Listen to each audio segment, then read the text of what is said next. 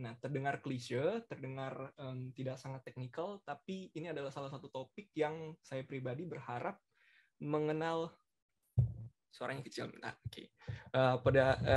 Saya sendiri adalah seorang pribadi yang berharap kalau topik ini diangkat pada saat sebelum saya mulai mengetik code pertama saya. Makanya ini adalah topik yang menurut saya cukup menarik untuk dibawa pada sesi ADC kali ini. The Art of Clean Code. Bentar. Nah, apa sih sebenarnya itu dari clean code? Kenapa perlu kita tahu gitu? Kenapa apa sih yang perlu diberesin dari clean code? Secara harfiah ya berarti kode yang bersih gitu.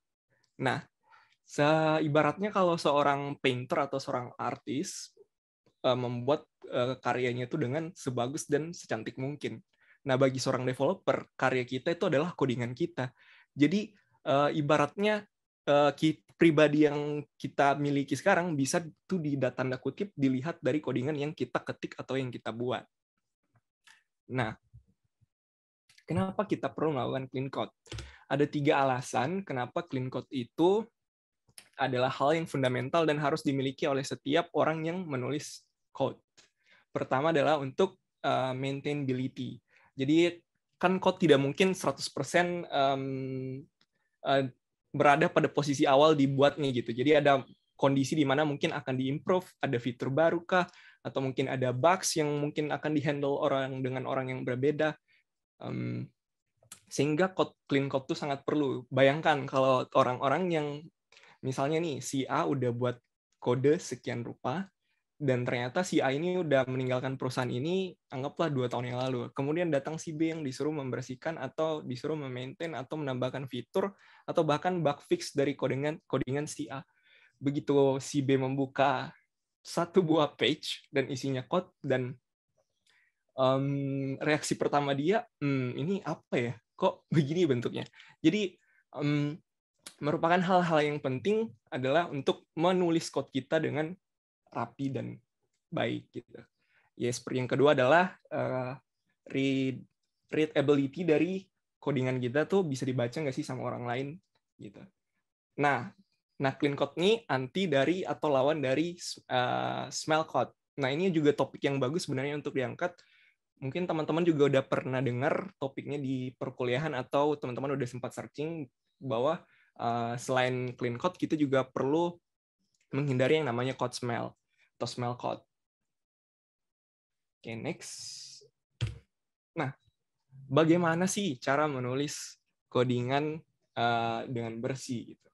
Nah, sebelum itu saya mau kasih kredit bahwa materi-materi yang akan saya sharingkan ini berasal dari sebuah buku yang berjudul Clean Code, di mana sang penulis mengklaim bahwa buku ini tidak bisa menyulap teman-teman untuk setelah membaca buku ini tiba-tiba bisa menjadi penulis code yang bersih gitu. Nah, dikatakan bahwa buku art itu tidak menyajikan bahwa buku tersebut bisa menyulap teman-teman menjadi seorang artis, tetapi buku tersebut mengajarkan atau memberikan tools, teknik ataupun tips-tips atau proses yang digunakan oleh artis-artis lainnya. Sama seperti dengan buku ini, tidak menjanjikan bahwa teman-teman bisa langsung menulis code dengan rapi, dengan bagus, tanpa smell code, tapi buku ini memberikan bagaimana sih tips and trick ataupun teknik-teknik atau tools yang digunakan dalam menulis sebuah code. Sip. Next. Nah, ada beberapa dari bukunya sendiri ada beberapa chapter yang dibagi oleh penulisnya per subtopik. Saya mengambil beberapa chapter yang sifatnya sangat fundamental. Jadi hal-hal yang mungkin sehari-hari kita udah lewatin sebagai seorang penulis code, tapi mungkin bisa jadi kita kemis gitu. Karena saking sering dilakukan tiap hari. Mudah-mudahan dengan adanya materi ini teman-teman bisa mengubah kebiasaan yang mungkin bakal ke pop up setelah mendengarkan materi-materi ke depannya. Pertama, meaningful name. Chapter yang kedua, setelah memperkenalkan art dari clean code itu apa, si penulis menjelaskan bahwa tulislah codinganmu dengan meaningful name, dengan nama yang berarti gitu. Nah, bahkan si penulis menekankan sekali lagi bahwa tidak apa-apa tidak apa-apa untuk mengambil sedikit waktu untuk memberikan nama variabel, function, dan classes. Jadi nggak usah buru-buru teman-teman. Nggak ada yang nyuruh, kalian harus buat variabel nama dengan 10 detik gitu. Nggak ada yang buru-buru gitu. Nah, kenapa meaningful name? Bagaimana sih cara menulis dengan meaningful name dari variabel, function, ataupun classes yang teman-teman buat? Coba kita lihat contoh ini. Nah, kalau teman-teman misalnya disuruh buat variabel yang menggambarkan berapa banyak waktu yang telah berlalu, misalnya dari materi sesi tadi yang udah dibahas oleh Ko Devin atau Pak Devin. Nah, misalnya sebuah integer D disuruh buat berapa lama sih waktu yang telah berlalu dari sesi sebelumnya gitu. Terus integer seorang developer buatnya integer D. Mungkin dulu dalam tanda kutip teman-teman menulisnya waktu zaman kuliah gitu ya nggak sih, awal-awal tuh asal aja namain variabel gitu pas kuliah. Nah, tapi mungkin seiring perjalanan waktu teman-teman mungkin berapa hari sih udah berlalu dari sesi sebelumnya, dari days. Nah, kalau D tadi dengan days di compare, tentu lebih mendeskripsikan adalah yang si days-nya kan daripada si D. Jadi pastikan menggunakan variabel yang intensinya itu udah benar-benar jelas gitu. Jadi D tadi bingung apa, days berubah menjadi berapa hari sih. Tapi bisa dari days itu masih banyak lagi kemungkinan yang bisa digunakan untuk purpose yang tadi yang saya bilang, berapa lama sih waktu yang sudah berlalu dibandingkan dalam ukuran hari. Mungkin kita bisa menggunakan nama-nama yang lain gitu, kayak berapa hari sih semenjak days since, misalnya dari Pak Devin membawakan materinya gitu, days since previous presentation. Jadi lebih jelas, lebih nge-revealing daripada dari dua variabel yang lainnya, daripada si days. Days apa? Days apa yang mau kita cari? Ini days buat hari apa gitu? Buat apa fungsinya? Tapi kalau kita buat namanya dengan jelas, kayak misalnya days since previous presentation, berarti jelas nih, hari sebelum, berapa hari setelah presentasi sebelumnya gitu. Nah, itu adalah salah satu teknik di bagian meaningful name yang dibilang sama sang penulis. Nah, yang kedua, avoid disinformation. Jadi hindari disinformasi pada saat memberikan nama variabel. Nah, teman-teman bisa lihat dua potongan baris code ini. Sekilas tuh mirip gak sih namanya? Bayangin kalau di sebuah codingan ada begitu banyak XYZ controller for efficient. Terus di second words-nya, anggap part keduanya ini baru dijelaskan nih apa sih fungsi dari function ini atau controller ini. Jadi teman-teman make sure jangan menulis variabel atau controller ataupun fungsi dengan yang sesuatu yang bisa menggambarkan disinformation gitu. Nah, dalam bukunya di sini menggambarkan ada dua hal yang perlu ditekankan. Pertama adalah jangan membuat nama function terlalu panjang. Itu membutuhkan waktu untuk dibaca dan untuk dimengerti lagi gitu. Jadi kalau teman-teman lihat dalam multiple, misalnya dalam satu page, dalam satu file itu ada beberapa variabel yang panjang, itu membutuhkan time untuk mengerti fungsi dari variabel atau fungsi tersebut gitu.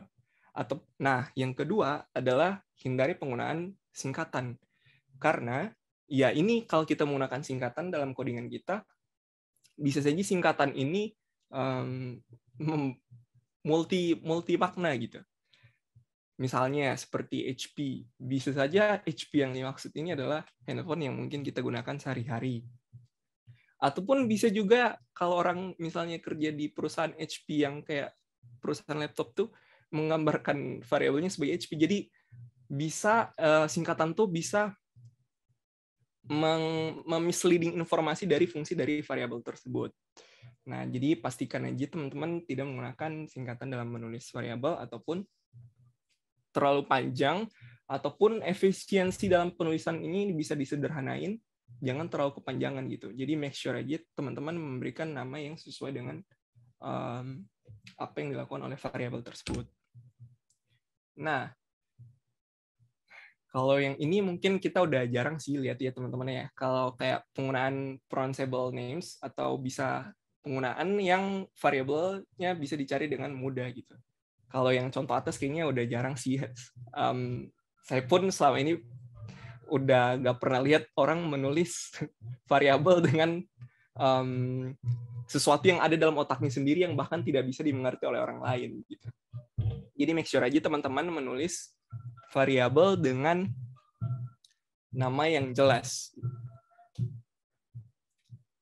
Dan tentunya memudahkan untuk dicari gitu. Misalnya, ya kita lihat aja comparison-nya. Jangan sampai kita doang nih yang mau mengerti dari fungsi dari generation timestamp ini. Di atas generation, gen, year, month, day, hour, millisecond, minute, second, bisa jadi di replace dengan ya nama yang lebih proper gitu.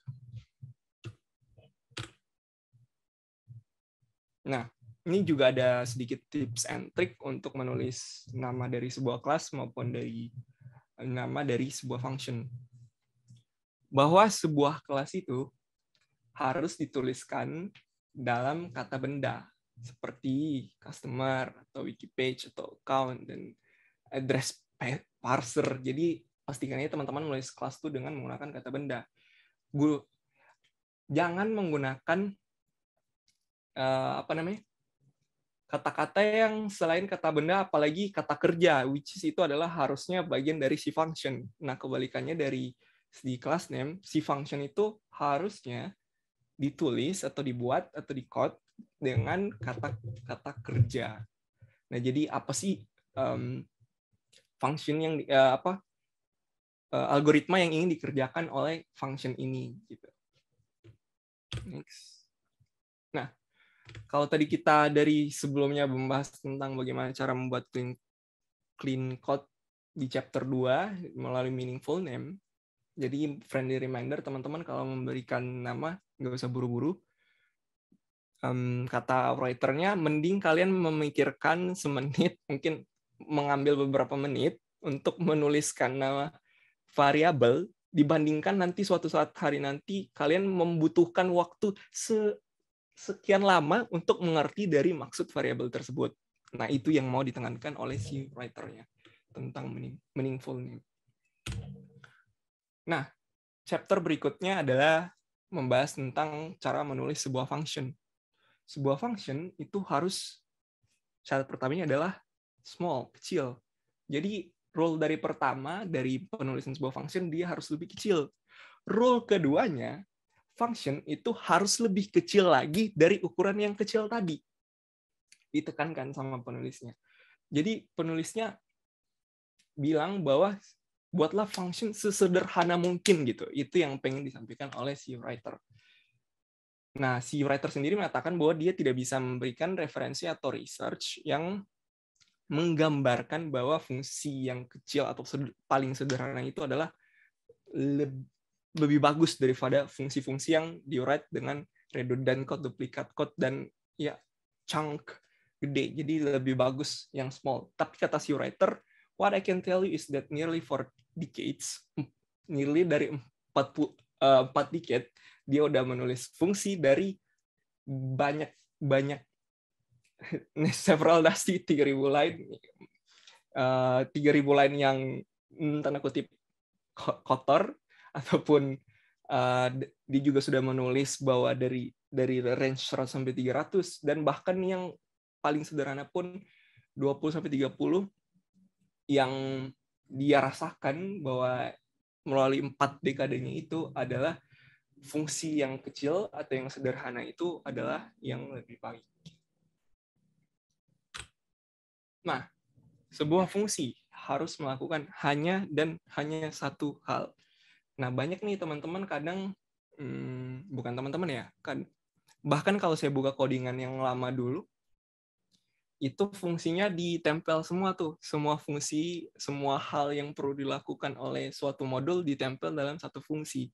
Bahkan kalau saya buka codingan saya yang mungkin 1 atau 2 tahun kemarin masih melakukan hal ini gitu. Nah, si penulis menekankan bahwa si fungsi ini harus melakukan hanya satu tujuan gitu.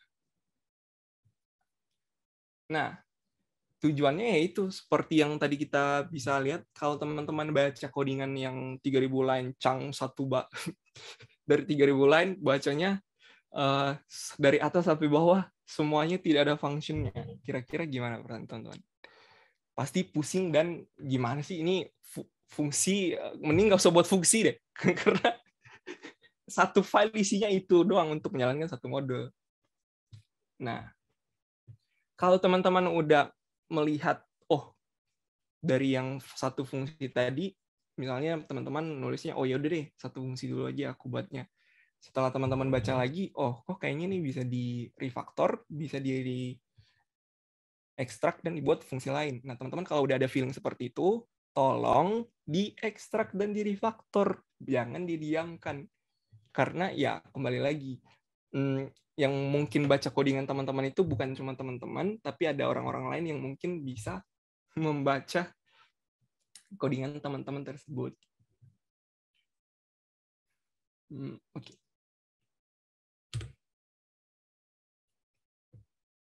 Nah, terus di bagian chapter function, prefer exception to returning error codes. Nah, kadang kita buat apa namanya? Buat ngehandling sesuatu itu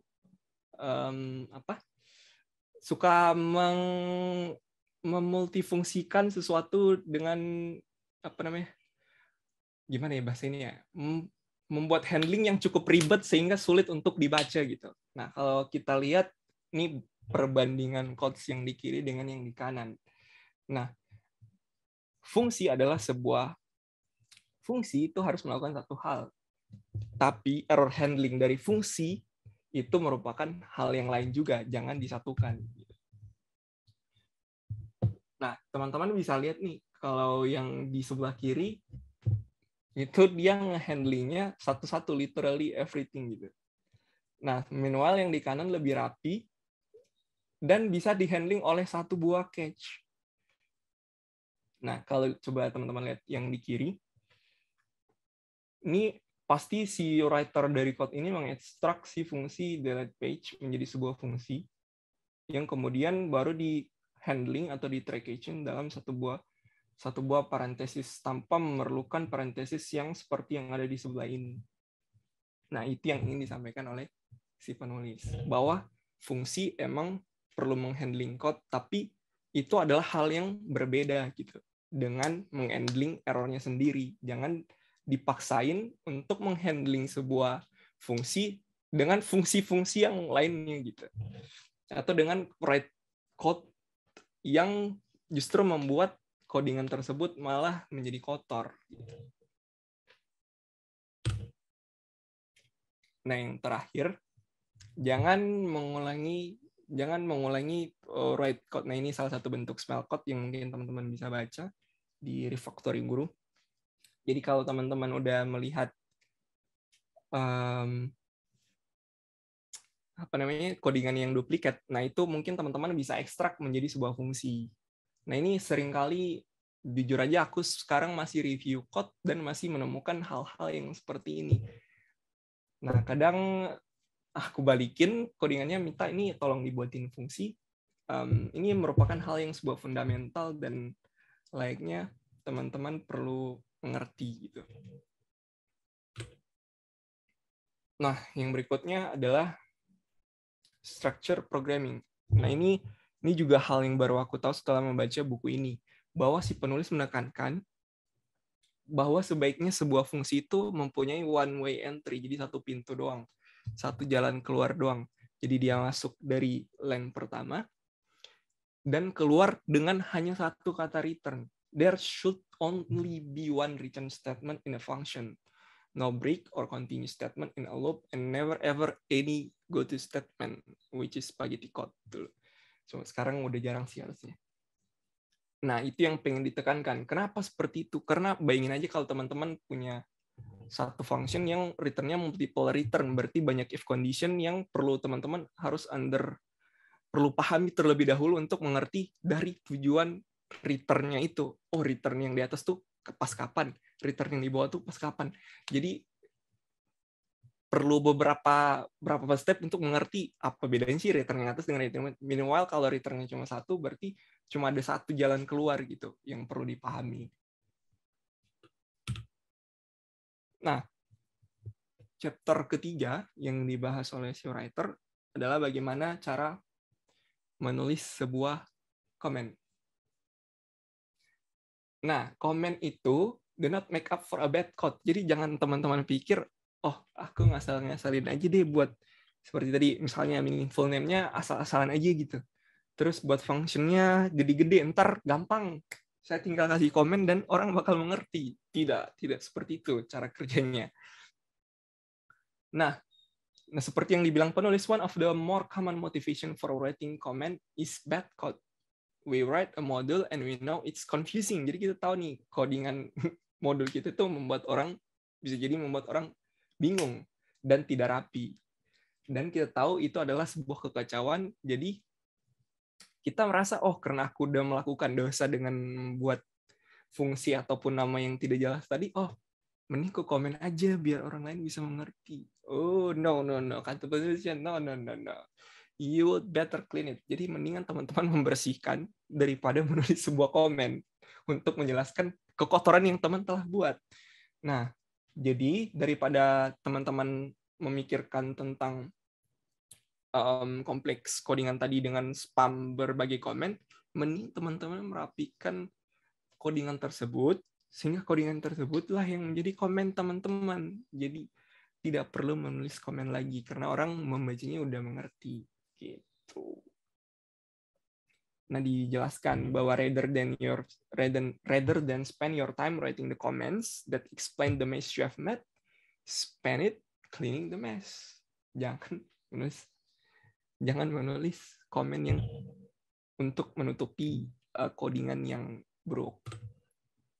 Nah, ini yang sempat saya mention sebelumnya, bahwa codingan itulah yang perlu mengekspres komen atau fungsinya dari dia. Gitu. Jangan sampai teman-teman buat codingan yang panjang, lebar, dan tidak jelas, terus baru dikasih komen. Nah, coba kita lihat contohnya ya. Teman-teman baca nih, disuruh menulis sebuah fungsi yang disuruh menulis sebuah code yang memberikan kondisi di mana melihat employee-nya ini bisa nggak untuk menerima full dari benefits-nya, misalnya full gaji misalnya, atau menerima THR, layak nggak seorang pegawai ini menerima THR. Nah, misalnya di if-nya nih ditulis, oh, syaratnya mungkin harus berumur di atas umur 65 tahun. Terus misalnya memenuhi jam kerja. Terus misalnya berkebangsaan Indonesia gitu. Nah, dibandingkan numpuk dalam satu if statement yang panjang, teman-teman bisa merefaktor kondisi tersebut menjadi sebuah fungsi dengan nama fungsi yang lebih canggih. Misalnya tadi ini kan berarti dari sebuah objek ada property flags maupun age. Teman-teman bisa meracik sebuah fungsi yang menyatakan bahwa apakah orang ini atau orang tersebut atau employee ini bisa eligible nggak untuk menerima THR dibandingkan, oke lah, ini kondisinya cuma 3. Coba gimana kalau kondisinya panjang-panjang? Mungkin bisa dipertimbangkan untuk diekstrak menjadi sebuah fungsi gitu. Nah, diekstrak sebagai sebuah fungsi di chapter 2 tadi. Nah, di chapter 3 ini yang komen nggak perlu ditulis nih apakah pegawai ini eligible untuk menerima THR misalnya. Instead, kalau kita baca lain di bawah, if employee is eligible for THR. Oh, berarti fungsi ini menggambarkan apakah employee ini bisa menerima THR apa enggak dibanding dengan baca satu-satu. Oh, harus flexing sekian, harus age-nya sekian. Nah, itu lebih took time. Misalnya, ini mungkin teman-teman mikir, lah, mendingan baca di atas daripada saya lihat F12 ke fungsi lain. Belum tentu. Misalnya dari 3.000 line of code, teman-teman errornya di bagian A, tapi teman-teman nggak perlu ngulik di bagian ini. Jadi teman-teman nggak perlu understanding line of ini, nggak perlu tahu secara detail propertiesnya apa aja, tapi teman-teman cukup baca ini, oh berarti bukan bagian ini yang kena gitu. Nah itu bisa salah satu menjadi contoh kenapa menulis clean code itu adalah sebuah skill yang perlu teman-teman miliki. Nah, dari tadi membahas bagaimana sih membuat komen atau komen-komen apa yang harus dihindari. Nah, ini di slide ini mau menjelaskan bagaimana sih good comment itu. Nah, si legal comment. Legal comment ini apa? Legal comment ini biasanya dari sebuah perusahaan memiliki standarisasi tertentu untuk dokumentasi dari codingannya. Nah, itu teman-teman harus ngelakuin bagaimana sih si legal comment ini. Misalnya di Aselis harus harus comment setiap properties, harus ada XML comment di setiap fungsi yang menjelaskan tujuan dari fungsi tersebut. Contohnya seperti itu. Di tempat lain mungkin berbeda dengan ketentuan mereka. Terus komen yang kedua. Good comment yang kedua, explanation of intent. Jadi jelaskanlah tujuan dari variabel atau misalnya kenapa teman-teman menuliskan fungsi ini dengan sebuah komen gitu. Jadi pastikan langsung menuju ke intent-nya, ke tujuan dari teman-teman menulis dari sebuah variabel maupun function yang membutuhkan komen. Nah, to do comment. Nah, kadang teman-teman suka meninggalkan sesuatu di bagian misalnya lagi mepet-mepet di jam istirahat misalnya break. Terus belum nanggung nih kerjaannya. Biasa teman-teman loss of track di mana sih kerjaan yang harus saya lanjutkan gitu. Atau misalnya penambahan fitur di mana sih, di bagian mana sih yang diperlukan. Nah, itu adalah fitur yang bisa teman-teman tulis dengan komen to do comment. Nah, kalau teman-teman tahu to do comment ini di Visual Studio itu ada sampai disediain view tersendiri untuk melihat komen-komen yang ada to do-nya. Jadi teman-teman bisa tinggal klik komen-komen yang teman-teman udah tinggalin atau markin sebagai ini yang harus dikerjakan gitu. Nah, clarification. Nah, good comment clarification. Nah, coba nih teman-teman lihat. Komen-komen gini kan ibaratnya daripada kita baca nih satu-satu udah dibuatin objek, dan berbagai objek. Nah, pada saat kalau kita baca A compare to A sama 0, ini apa ya? Oh, harus sama berarti A sama dengan A. Ini adalah komen yang bersifatnya klarifikasi gitu. Oh, berarti ini aku bisa baca yang kanan aja. Oh, A sama dengan A tidak sama dengan B. Dibanding harus membaca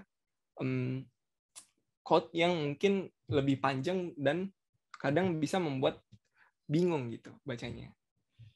Nah, kadang komen-komen klarifikasi ini juga meskipun udah diklarifikasi dengan codingannya, bukan berarti bahwa kita bisa gimana ya, tidak jeli gitu. Bisa saja mungkin orang yang nulis komen ini hilaf atau gimana, sehingga klarifikasi komennya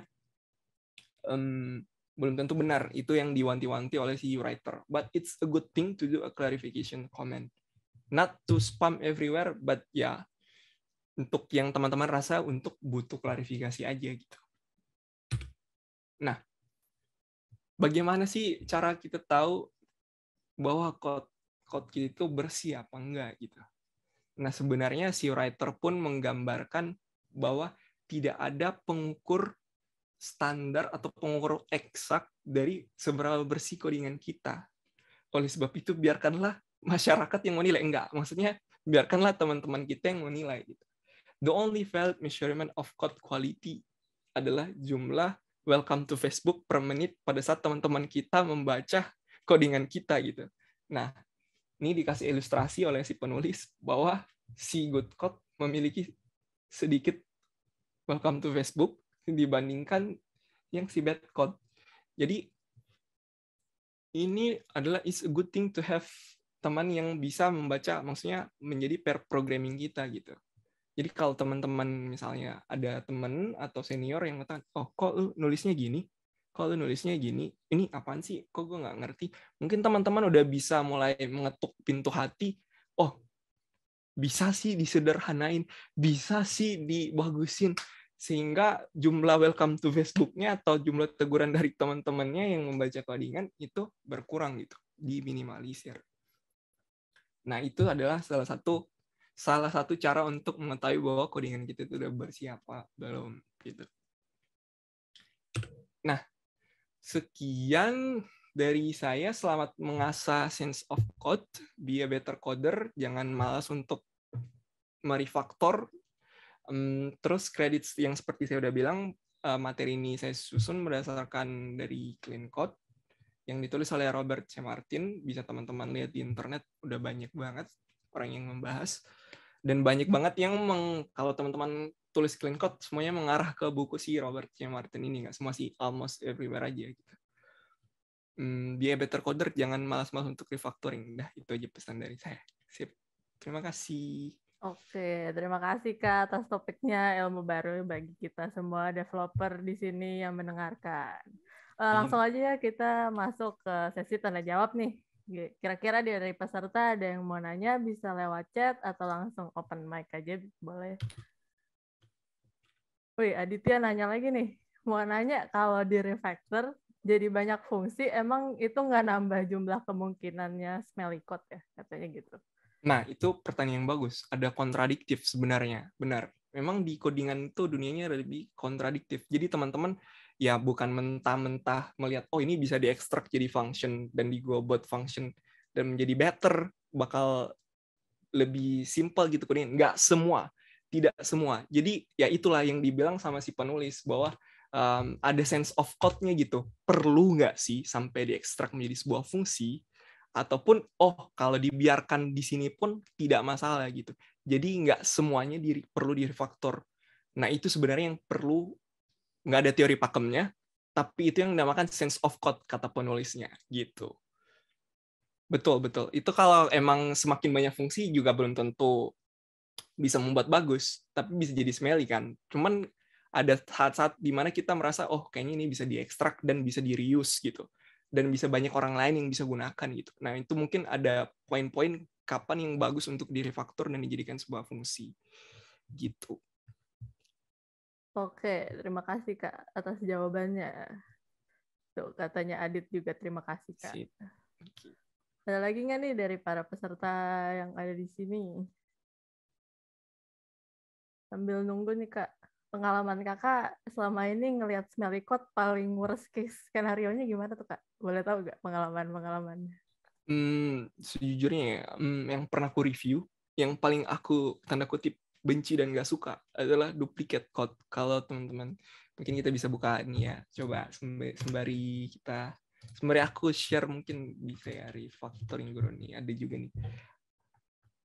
Yang aku nggak suka tuh sebenarnya, yang paling nggak suka adalah duplicate code gitu. Coba ada nggak ya?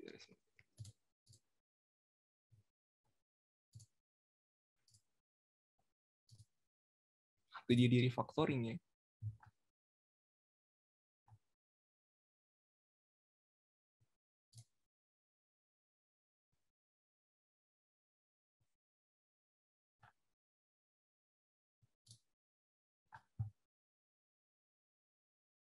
Nah, yang kalau paling aku nggak suka tuh duplicate code. Jadi sebenarnya dia udah buat codingan ini di fungsi yang berbeda, memang tujuan utamanya tanda kutip ABC.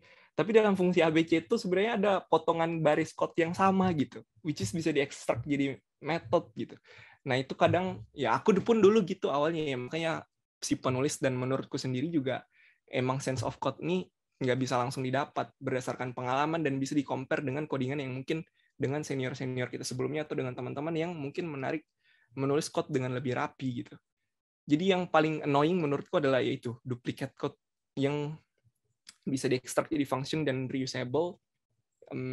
Mungkin teman-teman lah kok gitu aja. Tapi sering kejadian loh, beneran duplicate itu sering kejadian, dan banyak misal yang bikin nggak enak dari duplicate code tuh misalnya di fungsi A-nya error, fungsi B dan C-nya juga harus dirombak gitu. Jadi itu yang masih banyak sering kutemuin pada saat review code sampai saat ini gitu. Ini teman-teman website refactoring guru ini mungkin teman-teman udah pada tahu juga sih. Ini merupakan website yang perpustakaan yang sangat baik, sangat sederhana, sangat simplified.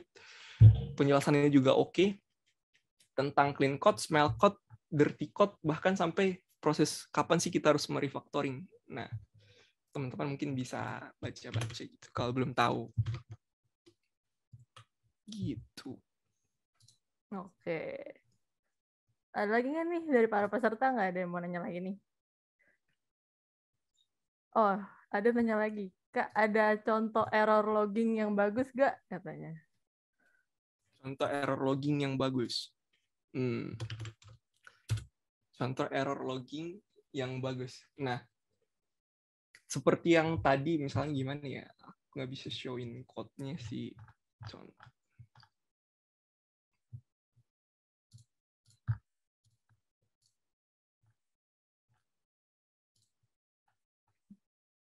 Ini.